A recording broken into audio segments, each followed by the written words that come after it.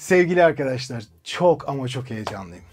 Bugün konuğum da benim için Türkiye'nin en yetenekli kızlarından birini ağırlıyorum. Sadece onu değil, onu ablasını, annesini, hatta küçücük kız kardeşlerini ağırlıyorum. Yalkı burada. Yalkı hoş geldin. Hoş bulduk. Ya müthiş. Ben seni izlerken yani neler yapmadığımı gördün. Yani önce... Evet çok güldük. Biz o zaman ablamla İstanbul'a gidiyorduk işte. Geceydi. Otobüsteydik. Sonra işte öğretmenim bana bu videoyu attı. Yalkıyı analiz etmişler falan diye. Biz kulaklığı taktık. Çok komik güldük. Tepkileriniz falan çok iyiydi. Yani çok güldük. İnsanlar uyanmaya başladı yani o zaman bizde. Şimdi benim seni izlerken yaşadığım iki tane şey vardı. Önce Azerbaycan'daki videonu gönderdiler. İşte ve o gün chatten de defalarca istediler. Yalkı'yı da izleyin, Yalkı'yı da izleyin. Ben Yalkı deyince öncelikle Yalkı ismi acaba kim falan diye bir açtım. Her şey başlangıçta normaldi. Fakat daha sonra yani yarışma performansın üstüne senin evde söylediğin Magnus Best'i gördüğüm anda benim için şalter attı ve sinirlenmeye başladım. Ciddi sinirlenmeye başladım. Çünkü ben senin nasıl olduğunu daha önce fark etmedim Yalkı'ya. Biraz kendini anlatır mısın? Sen kimsin? Kaç yaşındasın? Ne zaman bu işe başladın? Hadi biraz anlat. Benim adım Yalkı. 15 yaşındayım. Ben şarkı söylemeyi hep seviyordum. Sonra annem bunu fark etti zaten. Sonra işte 6 yaşındayken biz şarkı 6 eğitimi almaya başladık. 6 yaşında ne eğitimi almaya başladın? Yalkı Allah'ını seversen. Çok merak ediyorum. Biraz anlat. Ya işte annem hep öğretmen arıyordu. Hı. Sonra buldu. Biz de Thais'le işte şarkı söylemeye başladık. İşte yavaş yavaş böyle önce çizgi filmlerdeki şarkıları falan söylüyorduk. Kimle çalıştın peki o 6 yaşında? Bir tane öğretmenimiz vardı. Çok güzel bir öğretmen. Türk bir öğretmen mi? Yok, Rus. Rusya'da. Evet, Rusya'dan geldi. Şimdi Yalkı'nın annesiyle de içeride de konuştuk hep beraber. Biraz onlardan da besleyelim sohbeti. İzleyenler birazcık daha anlamış olurlar. Antalya'da yaşıyorlar. Evet. Ama hani bütün eğitmenleri genelde Rusya'dan tercih online. ediyor anne. Online eğitim. Ve hep online eğitim alıyorlar.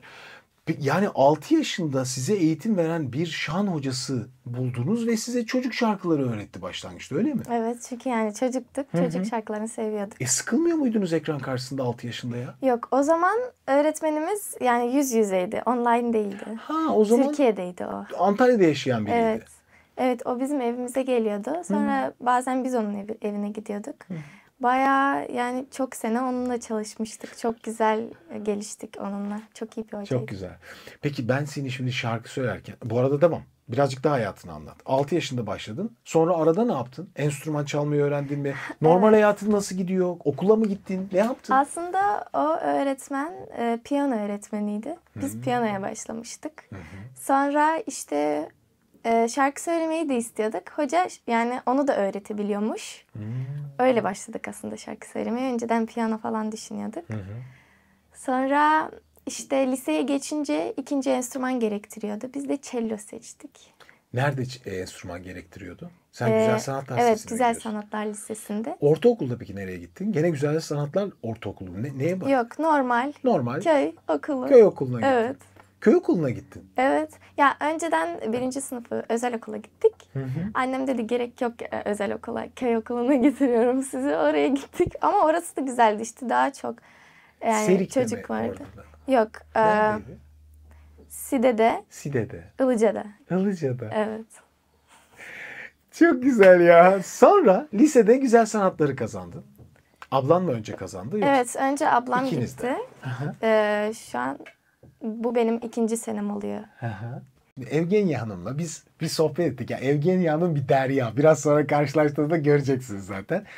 İnanılmaz güzel bir vizyona sahip. Yani önce anlatıyor, diyorum ki ne diyor acaba Evgenya Hanım? Ve dediklerini sonra diyorum ki evet. Evet Evgenya Hanım, bu da doğru. Bu da doğru. Hakikaten çok güzel yetiştiriyor çocuklarını. Güzel Sanatlar Lisesi okumaya devam ederken dışarıdan sen eğitim almaya da devam ediyorsun. Evet. Ne eğitimleri alıyorsun mesela? Şan. Şan eğitimine devam ediyorsun. Hiç bırakmadın zaten Evet, yıllarca. okuldan bazen daha erken çıkıyorduk. Hocalar bize kızıyordu o zaman. Hani siz başka çocuklardan farklı değilsiniz. Niye gidiyorsunuz? Biz de işte evet ama biz bir şey yapmak istiyoruz. Biz gelecekte iyi bir şarkıcı olmak istiyoruz. O yüzden daha erken çıkıyorduk. Hocanın yanına gidiyorduk bizim işte gittiğimiz öğretmen, şan öğretmeni. Aynı anda piyano öğretmeniydi. Şan eğitimlerinde ne yapıyordun peki Yalkı? Ne öğreniyorsunuz? Sadece şarkı söyleme mi yoksa hani böyle egzersizler, ses açma Evet vesaire? evet. Önce geliyoruz işte ses açıyoruz. Böyle önceden işte oyun gibi ses açıyorduk. Nasıl mesela? Oyun gibi nasıl ses açılır? Şu an YouTube'da da güzel videolar var. Mesela bir şarkıyı seçiyorlar. Mesela Havana şarkısı var ya. Aha. Onunla böyle işte egzersiz gibi bir şey yapıyoruz böyle. Nasıl mesela? Böyle diye gidiyor şarkı gibi. Ha, sonra da Evet. he, he, he, he, Evet he, evet. he, Sonra he. daha yükseklere Daha çıkıyor. yükseğe çıkıyorsunuz. Evet. Ya oyun gibi eğlene eğlene veya Evet. Havana'nın melodisiyle mi yapıyorsunuz? Evet. Havana unana Evet öyle. gibi bir şey. Havana unana Evet gibi. evet. İlginç. Yani tamamen farklı bir metot deniyorlar. Böyle Evet, eğlenceli, sizi sıkmayacak şeyler. Evet yani öğrenci sevsin yani bu işi ne yapsanız sevsin diye farklı şeylerden açılardan bakıyorlar. Nasıl yapayım, nasıl öğreteyim falan. Şimdi sen Güzel Sanatlar Lisesi'nde ne enstrümanın var? Benim piyano Piyano. ve cello. Piyano, Bu arada cello. saz da öğretiyorlar orada. Saz da öğreniyorsun. Evet. Saz çalıyor musun? Çalıyorum. Ama bu bayağı küçük. Ben bunu nasıl çalacağım? Bu da ama saz şeyiyle aynı. Bir baksana bakayım. Arkadaşlar. Çok tatlı ama. Unuttum. Küçük ama Küçük cura gibi bir şey bu. 3 telli. şu an bunu çalamayacağım.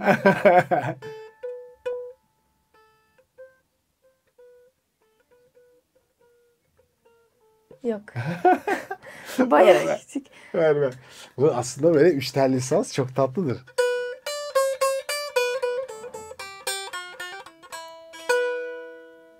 Muhtemelen senin çaldığın, sen bağlama düzeninde mi çalıyorsun? Evet. Daha farklı. Evet o yüzden şu an karıştı kafam.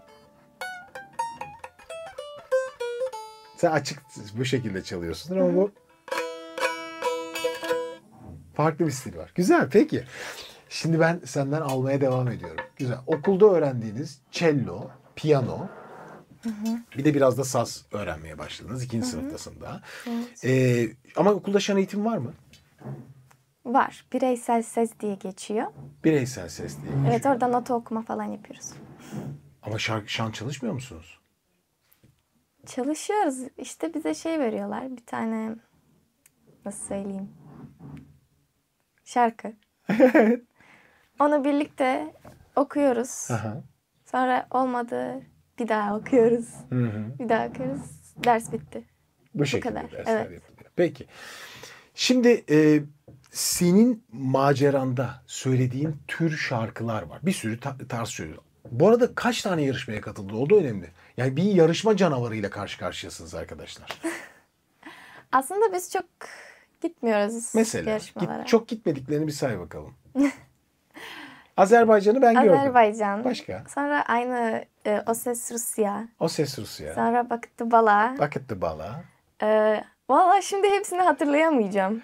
Belarus'ta Evet Belarusya'da Slavenski Bazar. Slavenski Bazar. Sonra biraz düşünmem lazım. Düşün. Şu an zaten 4 tane saydın Yalkı. Kaç yaşındasın şu anda? 15. 15 yaşında 4 yarışma.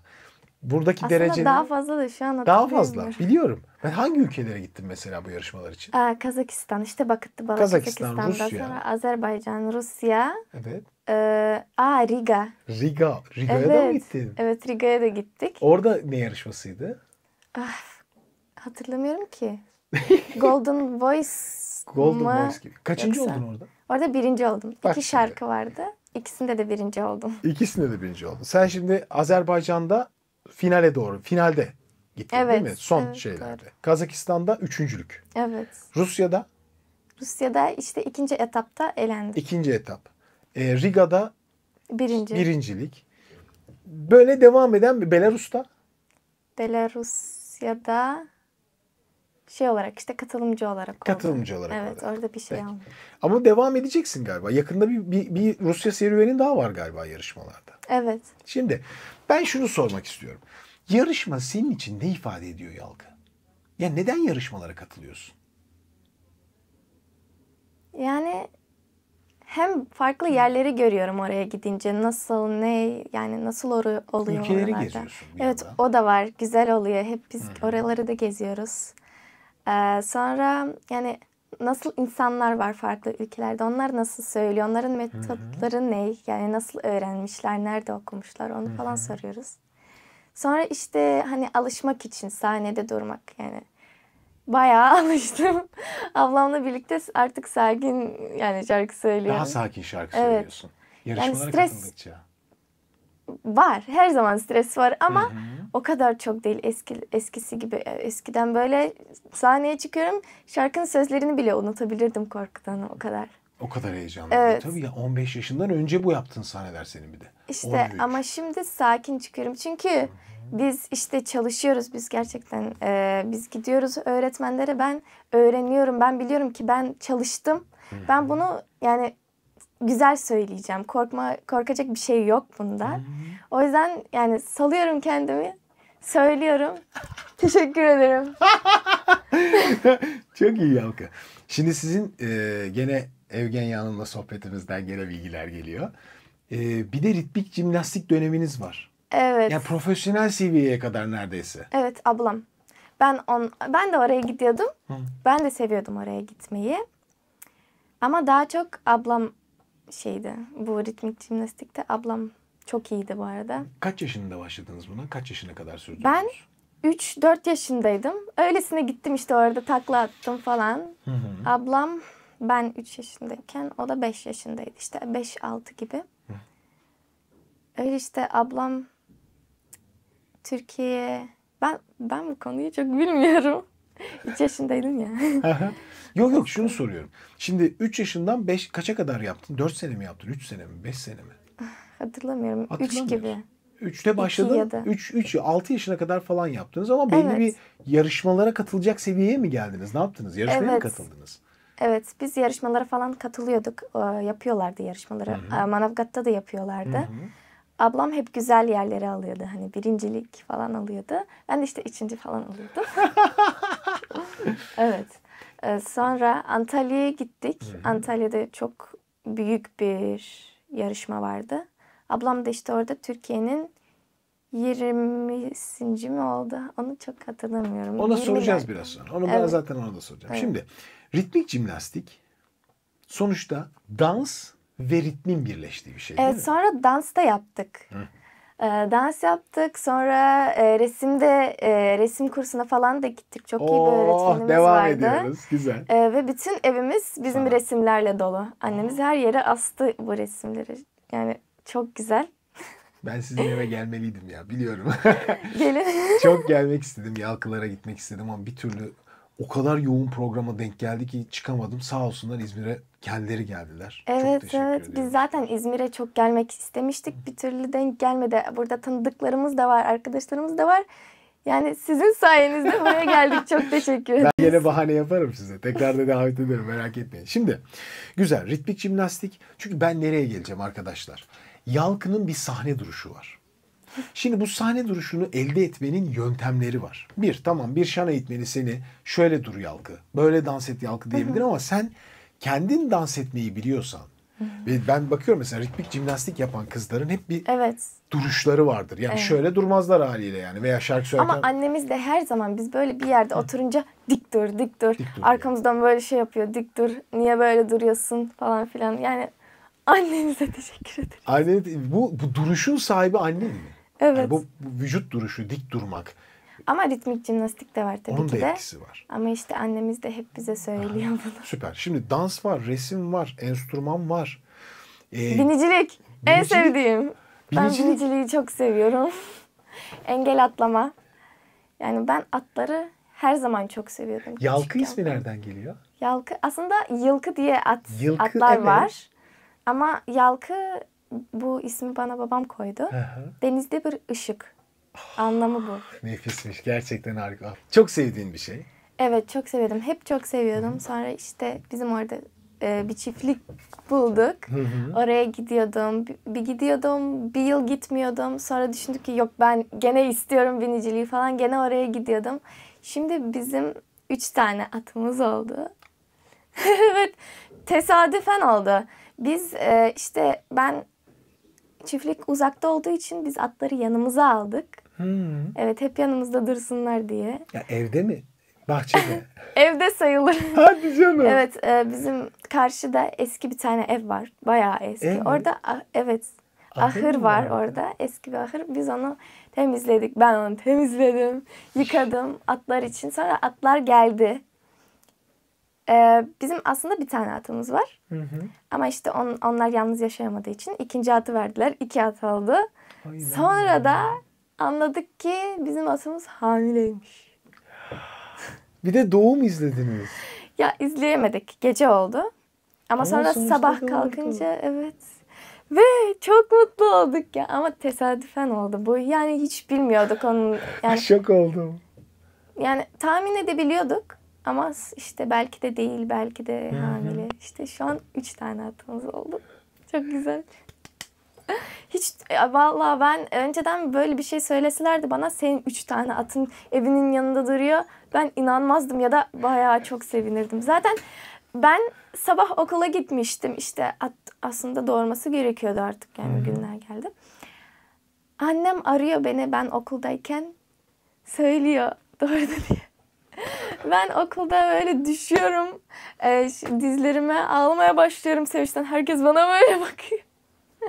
Sonra okuldan erkenden geldim görmek için. Atlara bakmak için. Peki, güzel. Şimdi böyle bir hayat yani pastel renkler gibi yani her şey aslında. Bir sürü renk var senin hayatında. Bu çok güzel bir şey. Şarkıcılığı geliştirme aşamaların neler peki? Yarışmalar ayrı konu. Fakat Mama Knows Best mesela bence top bir şarkı. Jessie J'nin en efsane söylediği şarkılardan biri. Yani bunlara nereden meraklısın ve nasıl geliştiriyorsun şarkıcılığını? Biz hep böyle bir şarkıyı alıyoruz, bitiriyoruz yani onu yapıyoruz. Sonra yeni bir Öğretmeninle şarkı. mi? Evet, öğretmenimle.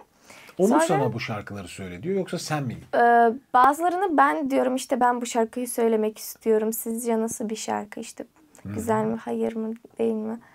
İşte o da diyor evet bu güzel bir şarkı falan. Ya da o bize şey gösteriyor işte böyle şarkılar var böyle şarkı söylemek ister misin bu şarkı söylemek ister misin? Biz de beğenince seçiyoruz. Onu başlıyoruz yapıyoruz hepsini detaylı bitiriyoruz.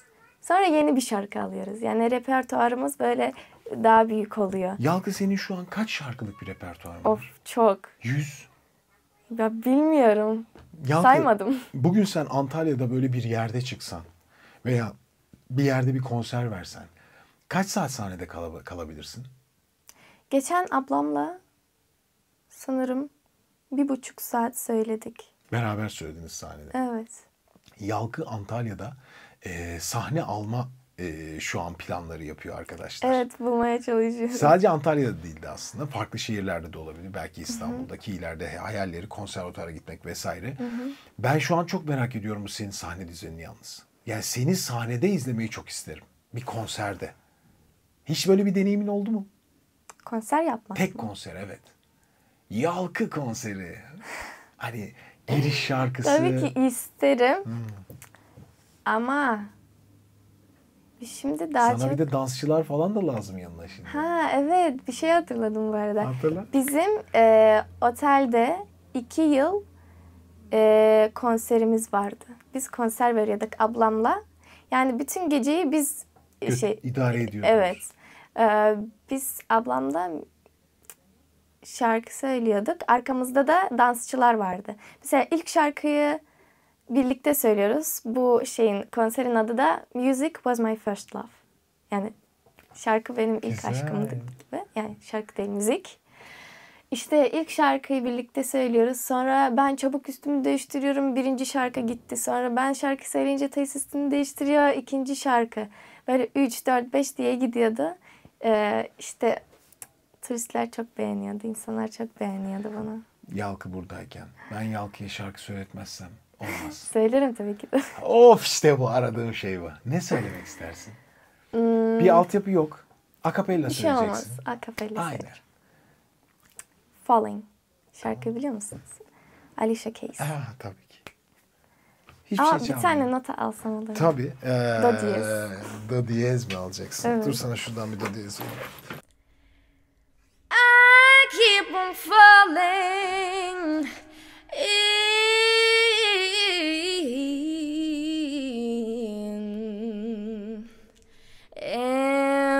love with you. Sometimes I love your eyes, sometimes you make me blue. Sometimes I feel good, at times I feel used. Loving you, darling, makes me so confused. I keep on falling in and out of love with you. I never loved someone where I love you. I never felt this way. How do you give me so much pleasure? Cause of me so much pain. Just when I think I take it more than what fool, I'm still falling back in love with you.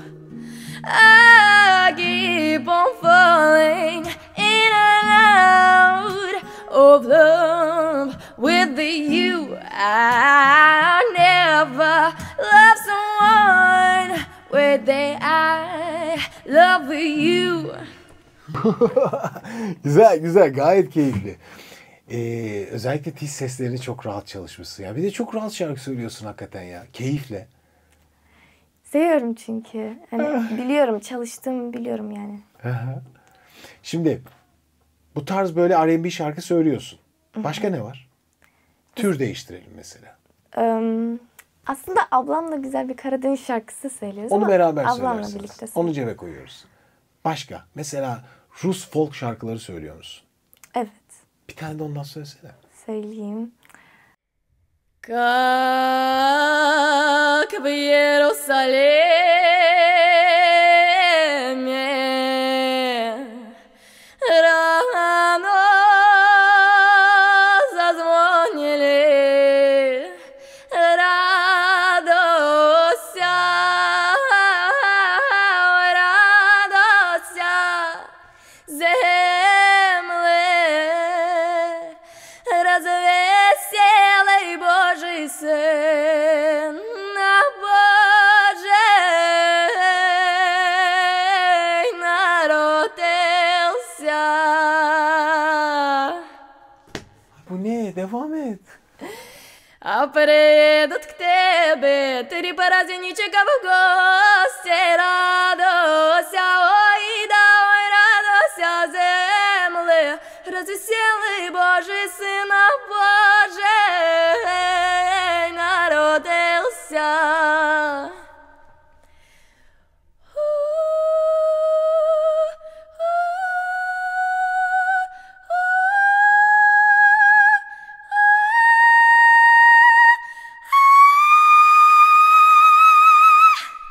Ha. Ama biraz gene yüksekten oldu. Gene tabii ama problem değil. Bu bir Rus halk şarkısı mı? Evet. Ne kadar farklı bir okuyuş stili var. Aslında onların da biraz böyle farklı şeyleri var, stilleri var. İşte ben bu stilden söyledim. Sen biraz kendine uyduruyorsun yani. Yok, aslında şarkı böyle. Ya böyle bir işte okurken böyle bir şey yaptın. Hani. Oo, böyle bir gırtlağına biraz Evet. sesi düşürerek okudun. Evet. Oo, böyle evet. böyle sesler falan çıkarmaya başladın. Merak ediyorum. Bazı böyle Rus şarkıcıları mesela dinliyorum. Özellikle böyle şey gibi, hani kuş seslerini taklit eder gibi söyleyen Ha, var. evet. Farkında mısın onları? Evet, Hiç evet. öyle şeyler deniyor musun kendin? Denedim herhalde öyle. Aa. Evde falan. Ne deniyorsun peki öyle şeyler? Yani uyduruk bir şey mi deniyorsun yoksa bir şarkıyı mı çalışıyorsun hiç? Yok, uydurup. Ya, kendin deniyorsun. Evet. Neler deniyorsun mesela? İşte aslında ben bütün şarkılarda mesela bir şarkı duyuyorum, güzel bir yer var. Ben onu söylemeye çalışıyorum falan, deniyorum. Türkçe şarkı söylüyorsun. Söylüyorum. Ne söylüyorsun? İşte ablamla birlikte söyleyeceğiz. Karadeniz türküsü söylüyorsun. Evet. Onun dışında pop falan hiçbir şey söylüyor musun? Yok, Türkçe? pop hiç söylemedim. Gerçekten mi? Ama söylerim bence yani. Bence de söylersin. Ama hiç denemedim. Denemedin. Ya çünkü ben şimdi Türkiye'de yarışmalara çok girmediğim için hani girseydim yani Türk şarkı isteyeceklerdi. Ben de Türk şarkı öğrenirdim. Normalde ben işte farklı ülkelere gittiğim Çok için iyi. daha çok İngilizce ya da Rusya'da gittiğim için Rusça falan öğreniyorum. Karadeniz şarkısını babamız için hazırladık. Babamız Karadenizli olduğu için o çok seviyor. Bu şarkıyı söyleyin falan dedi. Biz de Onu öğrendik söylediniz. şarkıyı. Ya Yalkı, ben bilmiyorum bundan sonra neler yapacaksın, neler edeceksin. Ya biraz sonra annenle de konuşacağız zaten. Bir gelecek hayali isterken aslında çok ilginç de bir şey var. Mesela ben Yalkı'yı ilk izlediğimde şunu demiştim. Yani Türkiye'de büyük bir yıldızın, yani büyük bir sesin yaşadığını fark etmiştim ve o çok hoşuma gitmişti açıkçası. Ve gelecek ümitleri olan, gelecek hayalleri olan. Fakat bunun içinin boş olmadığını görmek daha güzel. Çünkü tanınmak, ünlü olmak, başarılı olmak aslında bunlar bugünün sosyal medyasıyla, bugünün anlık köpükleriyle çok hızlı elde edilebilen ve çok hızlı yok olabilen şeyler. Ama biraz sonra da göreceksiniz sohbetin içinde. Hep müzikle, hep eğitimle, hep kendini geliştirmekle bezenmiş bir hayat. Ve ana temel hayat felsefesi mutlu olmak. Öncelikle kendini mutlu olması. Bir kafeste bir hayat yaşamamak. Evet ve kendi işini güzel yapmak. Yaptığın işini cidden güzel yapmak için çalışıyoruz. Yalkı. Bir şey daha söylemek Söyle, istemiştim. istediğin kadar söyle. Bir tane arkadaşım var. Sizi çok seviyor. Buradan ona selam vermek istiyorum. Benden de çok selamlar. Fatih, merhaba. Fatih. Çok selamlar. Yalkı 2 kere söyledi bak. Kıymetini bil Yalkı'nın, ben söyleyeyim. Yalkıcığım, ben bir tane daha kısacık bir şey dinleyeyim, ondan sonra seni ablanı alayım. Tamam. Zaten burada olacaksın. Sen bir yere gitmiyorsun da ablan da Evet. geliyor yani. Ne söylersin? Ne söyleyeyim? Bir düşünmem lazım. Düşün. Hiç Eurovision şarkılarından biliyor musun? Camalarım falan 1944. Camala mı? Aha. Biliyorum. Biliyor musun? Camala? Hangi Camala? Şey var ya, Eurovision'u da kazanmıştı. Eline doyamadım. Evet anladım. Rusya'da da okuyorlar. Evet onun şarkısı değil bu ama o şarkıyı değiştirdi. Öyle yaptı ve ben onun versiyonunu söyledim. Sen de mi söyledin onu? Hayır. Onu sizin söylediğin şarkıyı söylemedim. Başka bir şarkı. Başka bir şarkı. Söylesene onu o zaman. Onu çok önceden söyledim. Hatırlamıyorsan başka bir şey de olabilir. Bu arada bu şarkıyı, Cemal'ın şarkısını Vakıttı Bala'da söylemiştim. Nasıl başlıyordu onu bile hatırlamıyorum.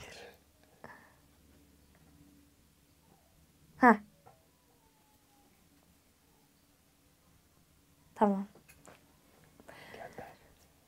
The words about something warring. Whatever may come, the war keeps revolving. They say the next big thing is here, but the revolution's near.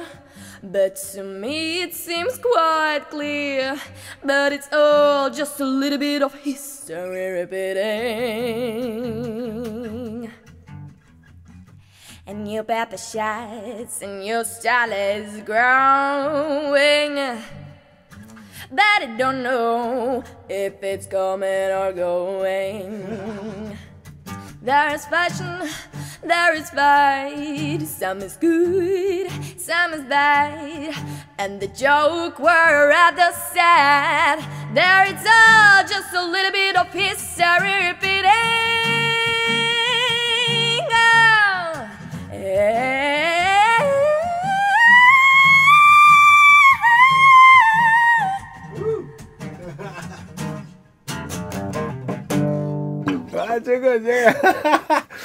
Çok farklı tarzlarla söylüyorsun galiba. Birazcık çünkü Mama Knows Best dinlediğim anda senden böyle bir rock hissi de var. Caz falan da çok seviyorum. Caz ne söylüyorsun mesela? O Ben da şimdi seni bulmuşken buradan söyletmem. Hayatta göndermem çünkü. siz Bu kadar böyle bir güzelsiniz. grup biliyor musunuz? Postmodern. Evet. Onlar Jukebox. bütün şarkıları caz şeklinde yapıyorlar. Ne mesela söylüyorsun oradan? Oradan gene ablamla birlikte bir tane şarkı söylüyoruz. Tamam, bu da ablanla 2 mi olsun o zaman? Evet. Tamam, bu da Güzel bir ablanla şarkı. 2. Aslında 3 şarkı söyleyelim. Tamam. Bir tane daha var çünkü güzel. Hadi o zaman ablanı O da çağıralım. Lady Gaga'nın şarkısı. Lady Gaga'nın hangisi? Shallow. Shallow söyleyeceksin. İkiniz mi söylüyorsunuz? Evet bunları? çünkü orada 2 ses yapıyoruz. 2 ses yapıyorsunuz. Şimdi sırada Yalkın'ın ablası. Deis miydi? Thais. Thais. Evet Thais. Thais. Ona soralım bakalım Thais ne demekmiş. Haydi.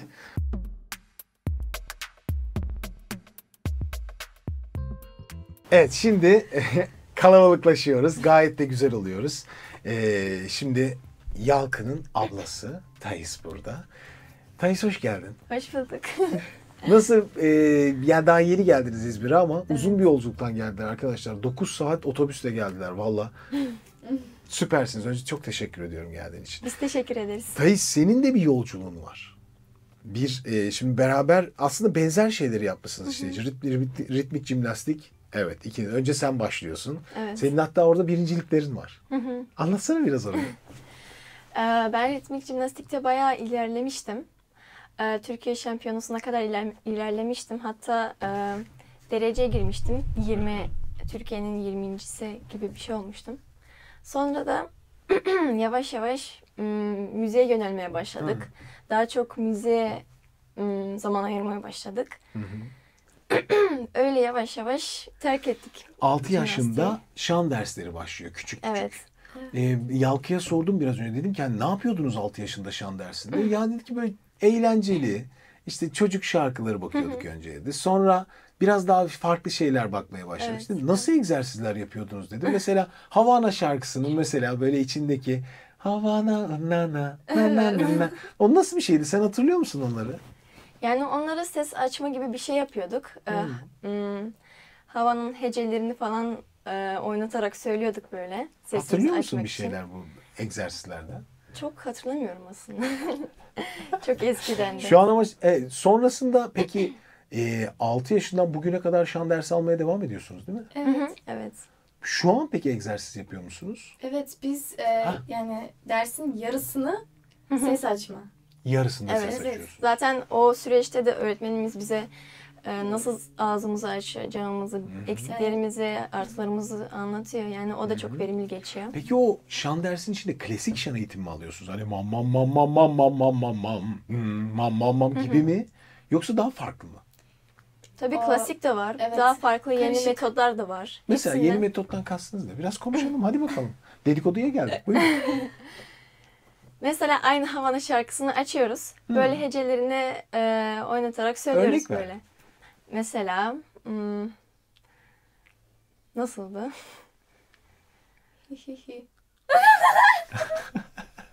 Mesela en son derste nasıl ses açtınız? Hatırlayın bakalım. Mesela böyle farklı bir şarkısının şeyini söyleyeyim. Hangisini? Ha, evet, Havana. Evet.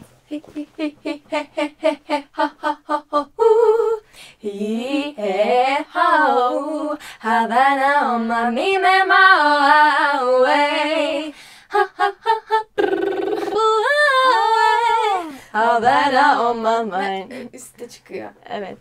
Aslında YouTube'dan da böyle Cherry Porter'ın Aha. Çok güzel egzersizlerini videoları var. evet, Evet çok yardım ediyordu. Ben mesela yarışmaya gidince taksiyle hep onu açıyor. açıyorum onu. Orada bayağı sesli söylüyorum bu egzersizi. Taksici böyle. Yani bu tamamen başka bir metot deniyorsunuz artık. Yani şarkıların, melodilerin içindeki hareketlerle yükselen farklı bir açı. Sen mesela ne çalışıyorsun? Soprano mu çalıştırıyor seni hocam? Biz en alttan en yükseğe kadar çıkıyoruz. Yani bütün diyapanumuzu Ama okulda geliştirmeye sopran çalışıyoruz. olarak seçtiler. Evet, okulda soprano olarak. Okulda sopranosunuz ama şan eğitimi alırken böyle bir şeyiniz yok. Yok. Yok. Açık yani. Evet. Ne çıkıyorsa hepsi var. Evet. Peki sizce sesi sınıflandırmak doğru mu? Yani koroda olsa mesela Evet, mantıklı koroda oluyor olsa, çünkü evet, mantıklı herkes mesela. potansiyeline göre seçiliyor, söylüyor. Ama Peki soloyken? Soloyken yani insan hangi şarkıyı seviyorsa onu söylesin yani ona. Gidip de alttaki şarkıları evet, gidip de söyletemezsin. kendini Seviyorsan- zorlamasın yani yükseğe çıkacağım, illaki yüksek notaları alacağım. Evet. Yani rahat olduğu tonunda söylemesi en güzeli bence. Thais de yarışmalara katılmış bu arada. Thais'in anlamı ne? Thais'in anlamı aslında Karmaşık ve yolcu. Thais Afinska diye bir tane Rus kitabı var. Türkçenin çevirisi var mı yok mu bilmiyorum ama yok gibi. Daha o kitabı okumadım ama çok okumak istiyorum. Oradan mı geliyor Thais? Evet, oradan geliyor. Annem o kitabı okuduktan sonra Aa. ismime Thais vermeye karar verdi. Güzel, güzel. Peki. Sen de güzel sanatlara gidiyorsun. Evet. İkiniz de müzik yolculuğundasınız. İkisi de cello çalıyor, ikisi de piyano çalıyor. Sen ne olmak istiyorsun, ne yapmak istiyorsun Thais? Ben de yani kendi şeylerimin ne kadar geliştirebiliyorsam geliştirmek istiyorum kendi imkanlarımı. İleride piyano çalarak, cello çalarak şarkı söylemek istiyorum. İsterdim. Konser vermek Güzeller isterdim. ya. Görüyorsunuz değil mi? Konservatuvara ileride konservatuvara gitmek istiyorum. İstanbul'da olabilir belki. Böyle. Güzel. Müzik yolculuğunuz şu an sen 17 yaşındasın. 15 yaşında kardeşin. Yarışmalara katılmaya devam etme gibi bir şeyiniz var. Ya şu an yarışmaya katılacak. Veli Yalkı gazda yani. Ben katılacağım dedi zaten. Sen aradaydın böyle. Katılsam mı katılmasam mı? Ben de daha çok Daha önce katıldın ama sen de Evet, daha yarışmalara. önce katıldım. Ama şimdi kendimi tam böyle hazır şekilde bulmak istiyorum. Tam hazırlanarak artık ben de katılırım. Ama ilerideki yıllarda. Şimdi beraber şarkı söyleyeceksiniz ya. Neler söyleyeceksiniz? 3 tane belirledi Yalkı. Ne söylersiniz? Ne istersiniz? Ya da önce senin bir sesini böyle sadece senin sesini duysak. Olur. Oo, çok havalı. Ne söylersin? Rihanna'nın Love on the Brain şarkısını söyleyebilirim. Oo, tamam, ben eşlik etmeye çalışacağım ama bana güvenme. Hadi. And you cut me like, what do you want from me? And I've tried to buy your pretty heart, but the price too high. Baby, you cut me like,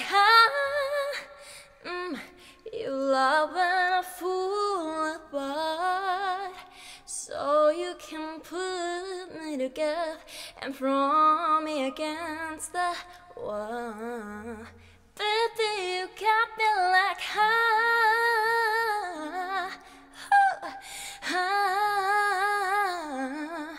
Don't you stop loving me, don't quit loving me, just start loving me. Yo, ya ne kadar güzel söylüyormuşsun. Sonunda GoPro'muz şarjından iflas etti gitti sıcakladığı için. Ama çok güzel. Bir tane daha söylesene ya. Renk çok güzelmiş sende de. Birlikte Yalkı'yla söyleyebiliriz. Hadi beraber söyleyeyim bir tane de. Ben şey düşündüm. Shallow. Shallow. Sonra Just bir tane. Tamam. All About the Best. Evet. Ve Tamam. Karadeniz. Tamam. All About the Best'ten başlayabiliriz. Evet. Hadi başlayalım. Yok. Because you know I'm all about the bass, no trouble. I'm all about the bass, no trouble.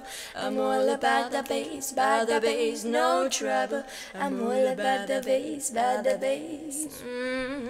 Yeah, it's pretty clear. I ain't no science too, but I can shake it like I'm supposed to do. 'Cause I got that boom boom that all the buzz is chasing, all the right junk in all the right places. I see the magazine, walking in a Photoshop. You know that stuff ain't real. Come on and make it stop. If you got beauty, just try them up, 'cause every each of you is perfect from the bottom to the top. My mama, she told me, don't worry about your size. She says boys like a little more booty to hold the night.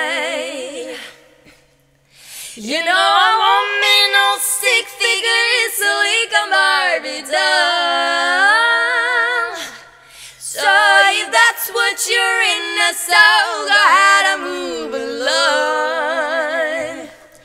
Because you know I'm all about the bass, no trouble. I'm all about the bass, no trouble.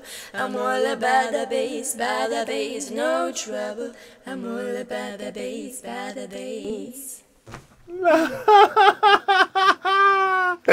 Baştan söyleyin abi güzel bir gireceğinizi. Ben ne yapacağımı biliyordum. Harika. Çok güzelsiniz ya. Teşekkürler. Ay izlemek ne kadar zevkli. Bir de çok güzel havaya giriyorsunuz ha. Ritimler, keyif, enerji geliyor. Dansla da uğraştınız değil mi? Yalkı söylemiş evet. siz de beraber. Ne dansları yaptınız? Çok farklı dansları. Evet, Evet, jimnastik vardı. Jazz funk vardı. Sonra normal Her türlü dans Evet. ediyoruz biz. Dans etmeyi hip seviyoruz. hop vardı. Evet, Girly hip hop. hip hop vardı. Hep farklı danslardan. Evet. Çok güzel. Dans videosu çektiniz mi hiç? Evet. Var. Ekran karşısına. Çok güzel oluyor çünkü ya. Var. Son dönemde çok. Mesela ben Taylor Hatala'yı çok takip ediyorum. Siz takip ediyor musunuz bilmiyorum onu. Bilmiyorum. O da bir Amerika'da dans yarışması kazanmıştı. İki kardeşler onlar da. Yok, biz Taylor tanımıyoruz. Hatala. Sizi izletirim biraz sonra. Bir öyle videolar mı geliyormuş değil mi? Ay çok güzel. Devam edin. Susmayın. Siz hiç susmayın. Karadeniz'i söyleyebiliriz. Karadeniz. Gidi Karadeniz. Kakaydım. Bize bir nota basabilir misiniz? Hangisini istersiniz? Fa demiştiniz. Fa şey. Hey gidi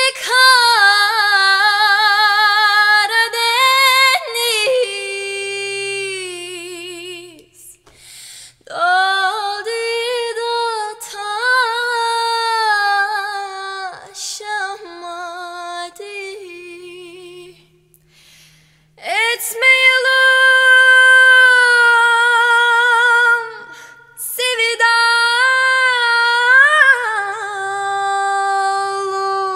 sevdalık, edenler yaşamadı.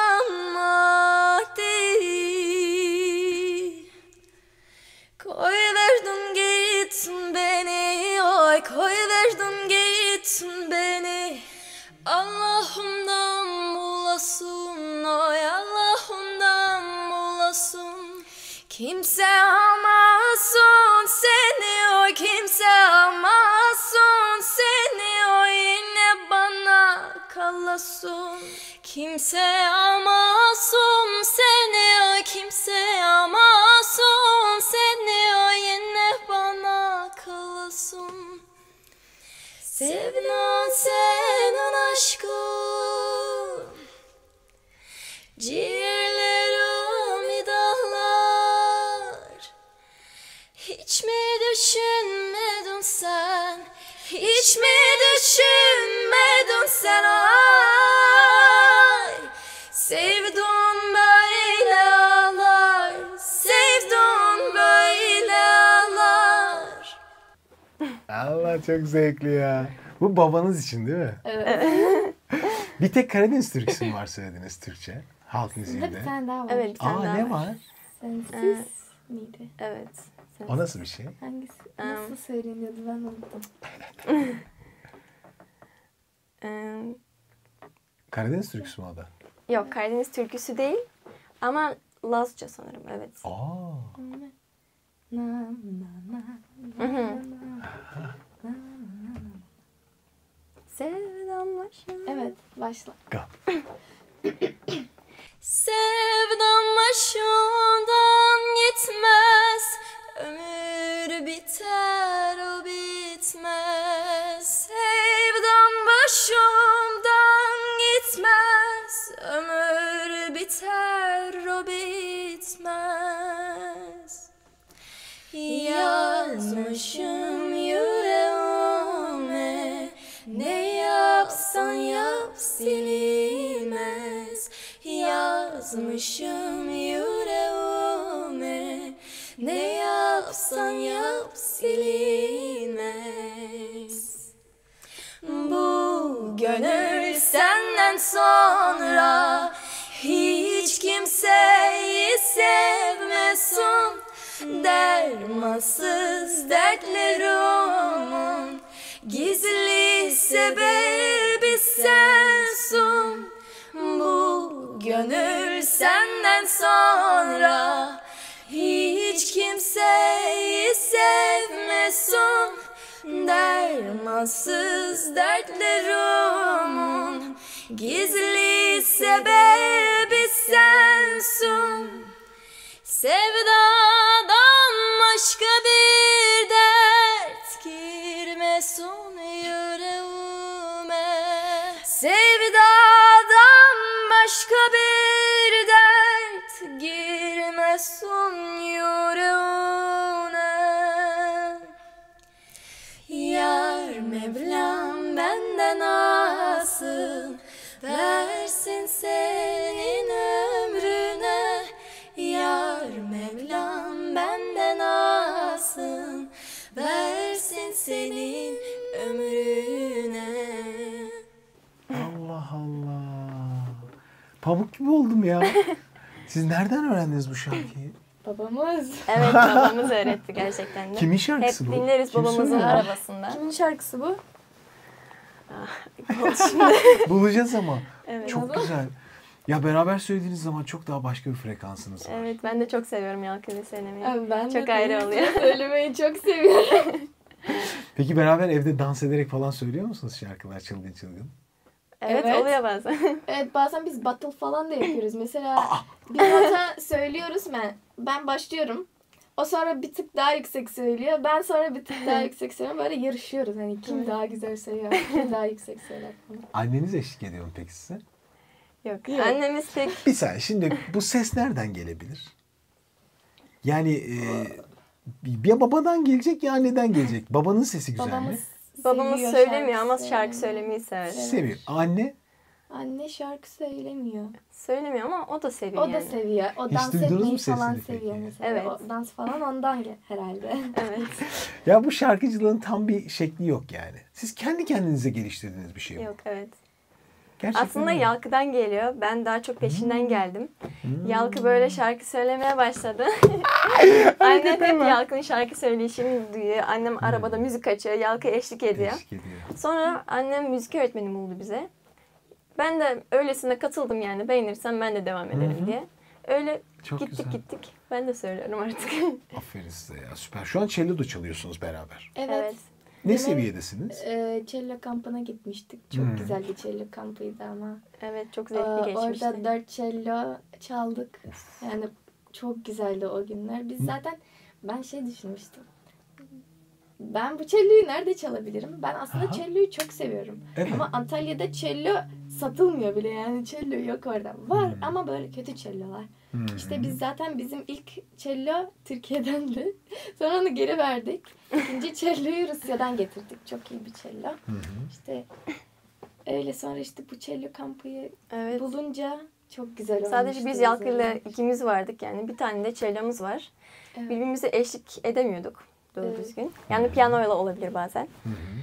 Öyle sonra cello kampına girdik. Orada orkestra şeklinde çaldık. Çok güzel. Neler vakit çaldınız geçirdik. peki? Willerman işte Saraband. böyle Game of Thrones falan da çalmıştık. Evet. Güzel, güzel. İkinizin de nota eğitimi var.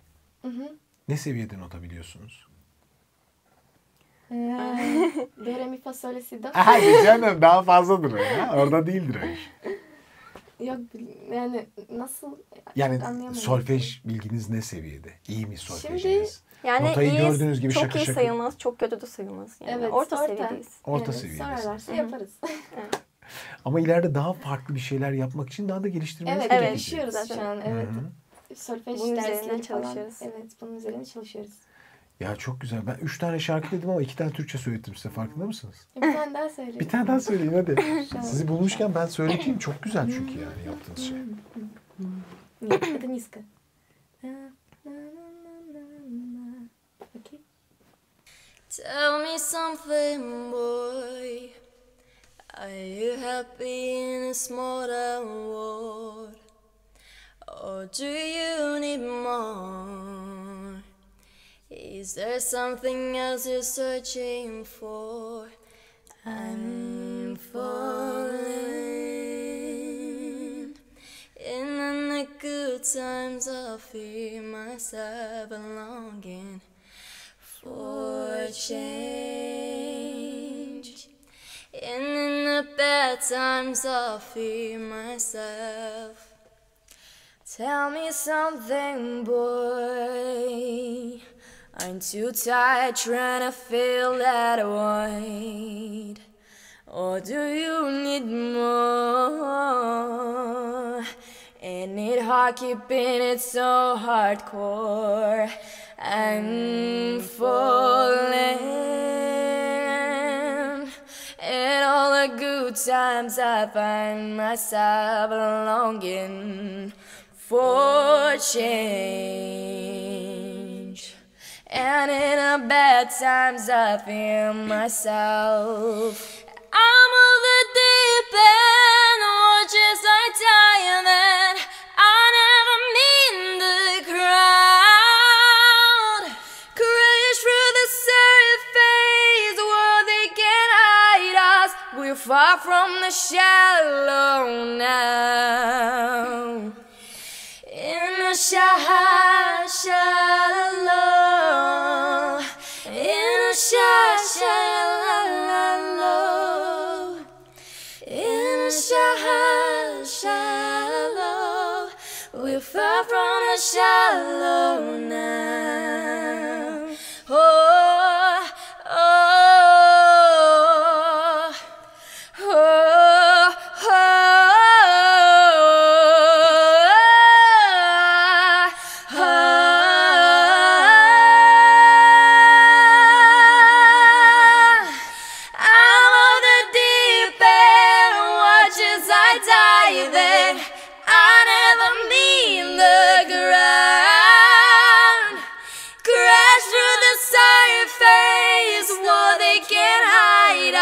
We're far from the shallow now. In a shallow, in a shallow, in a shallow, we're far from the shallow now. I love it. Ya beraber uyumunuz çok zevkli. Belki bir yarışmaya beraber de katılabilirsiniz bu arada kızlar. Evet. Olabilir. Çünkü çok güzel söylüyorsunuz yani. Hatta böyle ikiniz de cellolarınızı alsanız önünüze. Hem çalıp Evet. ikiniz de söyleseniz aman yarabbim. olurdu. Böyle bir şey yok, farkında mısınız? Yok yani. İşte onun şu an. için kendimizi şu an geliştiriyoruz. Geliştirirsiniz. Yani o İleride celloyu biri bas gibi güzel bir şeyler çalacak. yapalım. Evet. Sonra aralarda diz alıp sonra tekrar nefis düzenleme yapılabilir. Yaparız bu işi. Aa, işte bu. Şimdi annenizi alalım mı? Alır. Alın. Tamam. Şimdi anneleri. Ortalık yangın yeri bugün.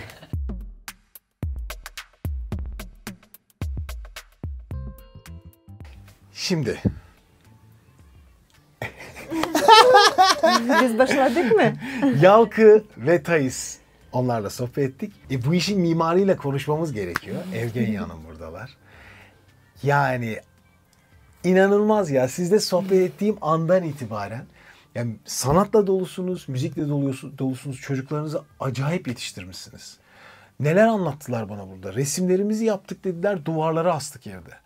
Yani sanatla uğraşmışlar, dansla uğraşmışlar ve hepsini siz yönlendirmişsiniz. Nasıl yaptınız bu işi Evgenya Hanım? Biraz kendinizi anlatsanıza. Sizi de tanıyalım. Size göre çok fazla geliyor. Bize yani biz Rusuz, onlar yarısı Rus. Ben tamamıyla Rusum. Bize göre bu çok normal şeyler. Siz Moskova'da mı? Nerede Evet, büyüdünüz? Moskova'da oturuyoruz. Evet. Aha.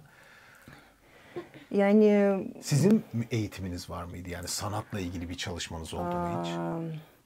ben resim yapabiliyorum. Ben mesela Çini tabakları yapıyorum. Ama benim meslek, ben ekonomist. Ben üniversite ekonomist bitirdim. Güzel. Daha neyse. Böyle ortaokulda, ilkokulda, çocukluk çağlarında sanatla alakanız var mıydı peki sizin de? Gerçi Rusya'da hep Ben sanatla dans ilgili... yapıyordum okulda. Ben de resim stüdyoya gidiyordum. Şarkı bu yetenek yok. Ben de sıfır. Ben Bu çocukların sesleri nereden geliyor peki? Bilmiyorum. Hepimiz şaşırdık. Biz hiç beklemedik. Hiç Allah beklemedik. Allah. Yalkı belki anlattı. Bilmiyorum. O okula başladı. Orada İngilizce dersinde şarkı söylemek lazım. Ezberlemek için daha kolay oluyor çocuklar için. Onlara birkaç tane şarkı verdiler. Onları ezberlemek lazım. O da ezberlendi. Arabada oturuyor, söylüyor.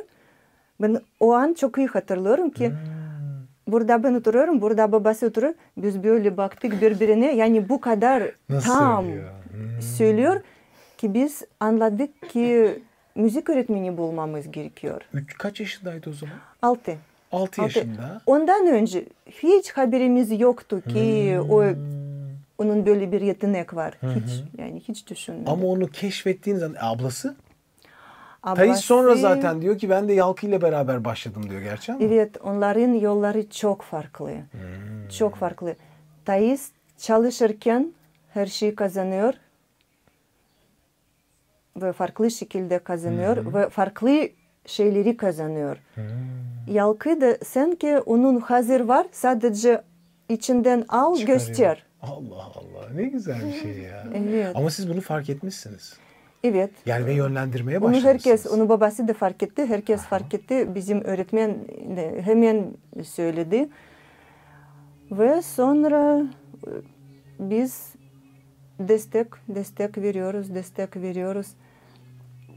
Neler Evet. yapmışsınız ya. 6 yaşında şan eğitimi başlamış küçük çocuklara. Bu Rusya'ya göre bu geç başladık biz. 6 geç mi? 6 geç. Rusya'da kaç başlıyor mesela? 3 yaşında düşünmeye başlıyorlar.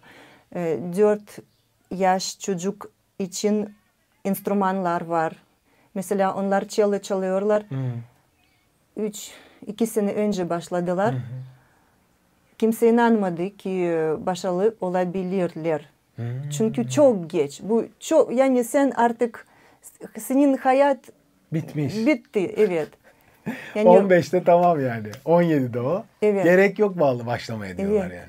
Çünkü 3 yaşında başlatıyorlar. Evet. Yani siz düşünün yani çocuk neler ve nasıl öğreniyor. Ama o zaman o çocuğun çocukluğu yok. Biz hem çocukluk şansımıza Rusya'da değildik, Türkiye'deydik.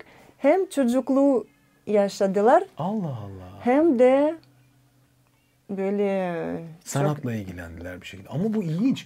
Yani Rusya'da 3 yaşında başladığında bir çocuk, evet, büyüyünce bu diyorsun ki müzisyen olacak belli. Ama bir şekilde de hiç o kadar belli, çok çalışıyor. belli olmaz. Belli de değil. Olmuyor. Bu çocuk belki 15 yaşında sana söyleyecek ki bıktım. Kapı kapat, bir daha girmiyorsun. Evet, bu kadar, bu çok büyük bir sorun şimdi. Rusya'da, bütün dünyada ben biliyorum ki ve Rusya'da mesela eğitim çok yoğun. Gerçekten 3 yaşında değil, 1 yaşında bile başlıyorlar. Müzik değil, böyle sayı, renkleri, sanki çocuk onu kendi öğrenemeyecek. Sanki 2 yaşında ya da 5 yaşında sayı öğrenseydi geç. Değil ama Anladım. bu business.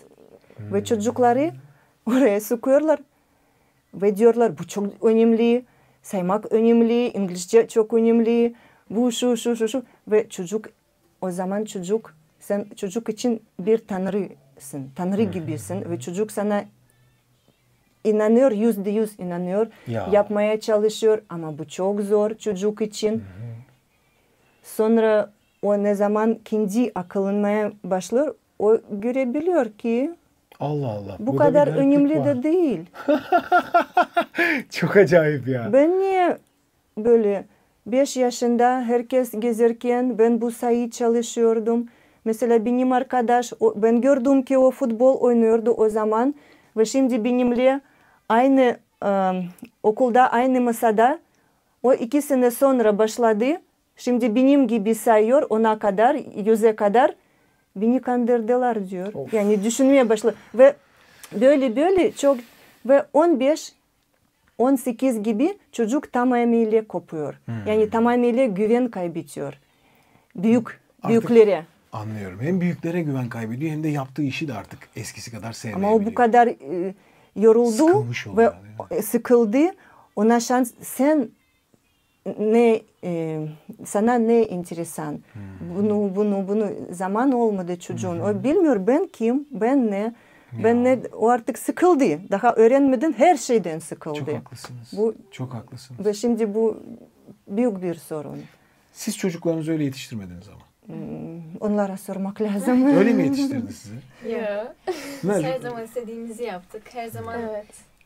neye yakınsak onu geliştirmeye çalıştı annem bizlerde. Evet, yani Gezdik, hiç böyle bir çalıştık. şey olmadı. Evet. Güzel.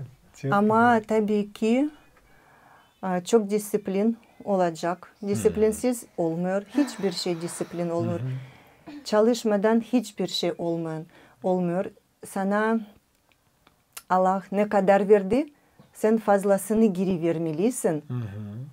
O zaman bir şey oluyor. Yani rahatlık da bir yere kadar. Evet. Çalışma, disiplin de gerekiyor. Yani Evet. zaten sürekli size böyle söylüyor. Yani siz hem rahatsınız hem de bir yandan bak çalış kızım çalışmadan Allah'ım. Onlar asker gibi çalışıyorlar. Asker gibi. Gerçekten Gerçekten mi ya? yani büyük insan bu kadar çalışmıyor. Onlar okula gidiyor. Bu erken kalkıyorlar okula, otobüse biniyorlar, okula gidiyorlar. Doğru. Okuldan sonra onları özel ders bekliyor evde. Bundan sonra bazen konser bekliyor. Bundan sonra planda mesela yarışma var. Yarışma Onun için bekliyor. ayrı bir hazırlık. Yani herkes kaldıramıyor. Ben mesela biliyorum Rusya'da birkaç tane çocuk hem sahneye çıkıyor hem de arasında hastanede yatıyor. Yani bu kadar ağır geliyor bu. Var bir Gerçekten sürü, mi bir ya? sürü. Stresten mi yapıyor Evet, yani? stresten, Ya yorgunluktan. bu çok kötü bir şey ama ya. Bu da fazla Ama ya. ama Başarı böyle mi oldu herkes diyorsun? böyle istiyor. Çevredeki insanlar böyle İnsan- bekliyorlar, Yani istiyorlar. robot oluşturmaya çalışıyoruz sanki biz. Yani. Robot gibi yani. Hiç yorulmasın, sürekli çalışsın, daha fazlası olsun ama ne olacak? Şans kaçırmasın çocuk mesela. Biz mesela bir yerde durduk. Biz çok yarışmalara katıldık. Başarılı geçti. Biz memnun kaldık ama ben gördüm ki öğrenmek için zaman kalmıyor. Sadece bu şarkı üstünde çalış. Yani oraya konsantrasyon ol. Sen o zaman piyano bırakıyorsun, Her şeyi cello bırakıyorsun. bırakıyorsun, başka her şeyi Çünkü bırakıyorsun. tek bir hedef kalıyor. Evet. Sürekli o yarışmada başarılı olmak. Evet. Sanki başka hiçbir şey öğrenmesine gerek yokmuş gibi. Evet. Değil mi? Evet ve sonra tamam bu enteresan bu küçük bir çocuk güzel şarkıyı söylüyor. Bu küçük kedi gibi. Ne zaman küçük herkes seviyor. Büyüdü arasın Ya anneniz yani var ya Derya inanılmaz. Derya ne demek bizde? Geniş, deniz. Evet. Bilginiz çok acayip güzel vizyonunuz var. ama sonra Çocukken onlar çok seviniyoruz. büyüyorlar. Sonra büyüdüler. Bu çocuklar kim yarışmalarda altın çocuk sonra kumdan daha az değerli kalıyorlar. Çünkü hiçbir şey öğrenmediler o zaman. Çünkü zaman yoktu onların.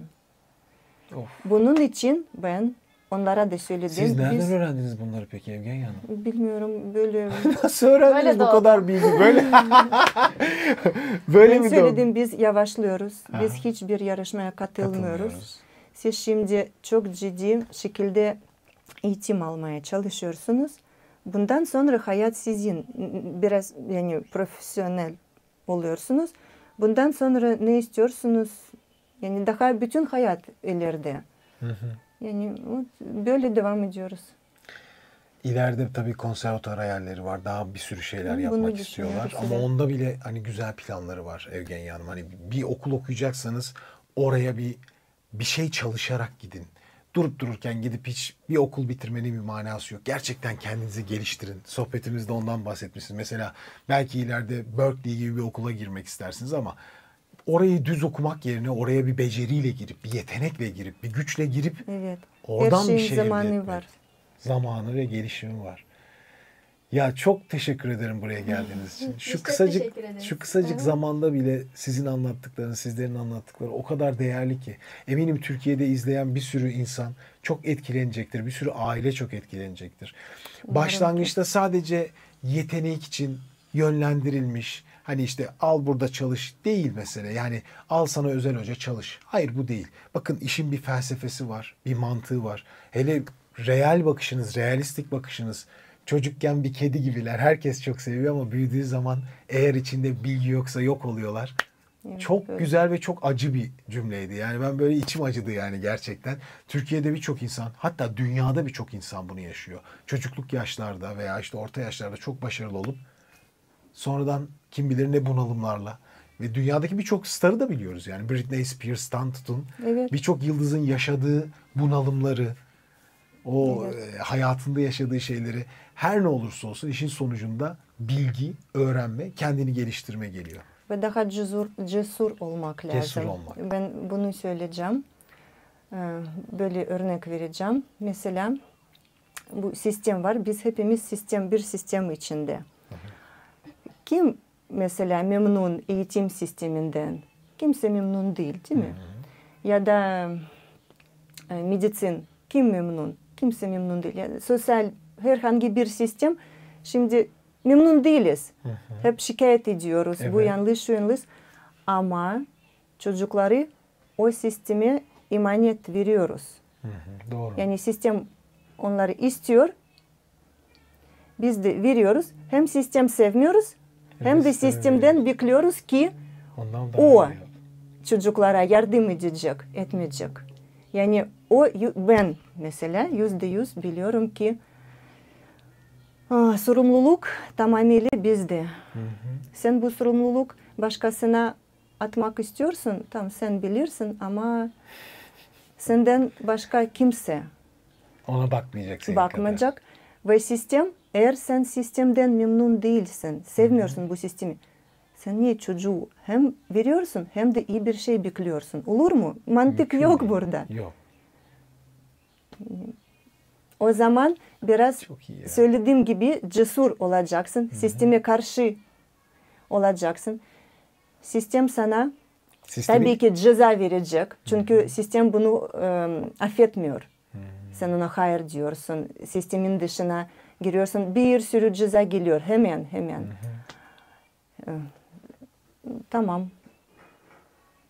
Ama o zaman senin şans var. Bir şey, başka bir şey. Eğer sen sistemden memnun değilsin, sen dene, ve hepimizin içinde biz inanıyoruz. Eğer biz Allah'a inanıyoruz, biz inanıyoruz ki o hepimize ona koyduğu bir şey, onu açmak lazım, çıkartmak lazım ve insanlarla paylaşmak lazım. Sistem buna izin vermiyor. Yani mesela. Ne olursa olsun ailelere görev düşüyor diyorsunuz. Yani sisteme emanet edip ondan çok iyi bir şey beklemek değil, sizin müdahale edip elinizden geleni daha iyisini yapmak için çabalamanız gerekiyor. Vay be, çok acayip. Bugün gerçekten çok mutlu bir günümdeyim ya. Acayip. Bir şey söyledi Yalkı, dedi ki biz dedi 1. sınıftaydı özel okula gittik. Ondan sonra köy okuluna gittik dedi. Evet. Neden öyle bir şey yaptınız?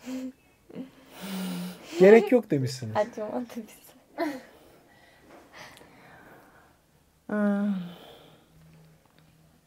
Bilmiyorum. Ben biliyorum. Ben sadece Anlatmak mı istemiyorsun? ben kötü bir şey söylemek istemiyorum. Biz zaten Türkiye'de yaşıyoruz. Anlıyorum. Ama Yani özel okuldan memnun mu değildiniz? Ben anlamadım biz ne için bu para ödedik. Özel okul bu sabun balon gibi. Çok renkli, büyük olabilir, içi boş ama. İçi boş. Mesela özel okul var, aynı yerde hem özel okul var hem de devlet okulu var. Evet. İnsanlar aynı şehirden öğretmenler. Doğru. Özel okul söylüyor ki biz daha iyi eğitim vereceğiz. Neden? Sizin kadro Ankara'dan mı geliyor? İstanbul'dan mı geliyor? Doğru. Hayır. Kadromuz burada yaşıyorlar. Burada, evet. Hem de ben tanıyorum bu insanları. O geçen sene bu okulda çalıştı, şimdi kaydı. Yani aynı insanlar. Aynı insanlar. O zaman neden özel okul daha pahalı olacak? Çünkü o daha güzel. Orada her katında piyano duruyor mesela. Duruyor ama. O piyano çalışıyor mu? Onu soran bilmiyor. yok. Onu soran yok. Evet. Yani Siz onu fark ettiniz. Erken fark Evet. ettiniz. Sonra ne yaptınız? Normal bir okula gönderdiniz. evet Devlet sonra okuluna. normal. Evet. Kaç sene gittiniz oraya? 8 sene. 8 sene normal devlet okuluna gittiniz. Ama siz dışarıdan eğitimleri kendiniz ekstra verdiniz. Fakat normal okula gittiniz. Memnun muydunuz? Evet. Güzel. Ama bu okulun müdürü de bana dedi, yani bana değil çocuklara dedi, çocuklar bakın ben sizi çok seviyorum, ben sizin için en iyileri istiyorum. Siz beni dinleyin, en azından ben bu okulun müdürüyüm, müdür yardımcısıyım falan. Siz bu bırakın bu aptalca şeyleri, bu müzik, bu önemli değil, bu size lazım değil. Kim dedi bunu? Eski ok. İşte köy okulu. Yani okuldaki... Aha. Onlar da Öyle. öyle söylediler. Gerek Evet. yok böyle müzikle Evet, uğraşmanıza. benim yerinde tabii hocam çoğu insan bunu söyleyecek ve onu dediğini yapacak. Evet, siz yapmadınız. Yapmadık. Öyle dese de siz başka eğitimleri aldırmaya devam ettiniz. Okulda hiç konseriniz oldu mu? Okulda. Şimdiki Şimdikinde oluyordur canım. Evet, Ondan önce. öncekinde olmadı. Olmadı değil mi? Ama siz gene bu yeteneğe sahiptiniz. Türkiye'de maalesef birçok kişi bunu yaşıyor. Kendi yeteneğini gösterememe şansını bundan. O nedenle Kimse Türkiye'deki sorumluluk. okullarımızdaki müdürlere, tüm çalışanlarına sesleniyorum. Yetenekli olan yeteneğinin hak ettiğini alsın. Mesele bu. Neye yeteneği varsa, resim yapmaya yeteneği olur, sanata yeteneği olur, başka bir şeye de yeteneği olabilir canım. Herkesin sanat yeteneği olmak zorunda değil, bambaşka bir yeteneği de olabilir. Ama yeteneğin hakkını bulmalı. Ve bunda sanat yeteneği çok desteklenmeli. küçük bir yetenek. Bu yetenek Kötü değil, bu yetenek. küçük bir şey. Her yetenek Okulda da öyle sayılıyor. doğru bir şey değil. Her okulda değildir ama işte denk geldi mi bazen olabiliyor. Vallahi müthiş. Çok teşekkür ederim yeniden geldiğiniz Biz de için. çok teşekkür ederiz. Ben biliyordum bu kadar uzun sohbet edeceğimizi. Daha da uzun da sohbet edebilirdik. Evet, daha neler kafamda var, eminim ben vardır. anlatabilirim. Eminim valla yani Evgenya Hanım'la ayrı bir program yapmamız lazım bizim. O kesin. Kesin yeni bir bölüm çekmemiz lazım sizin baştan aşağı. Çünkü hem bilginiz hem vizyonunuz gerçekten çok güzel. Yeniden çok teşekkür ediyorum geldiğiniz için. Ben burada bitireceğim. Üçünüzün beraber söylediği bir şarkı var mı? Var mı hakikaten? İyi ki doğdun.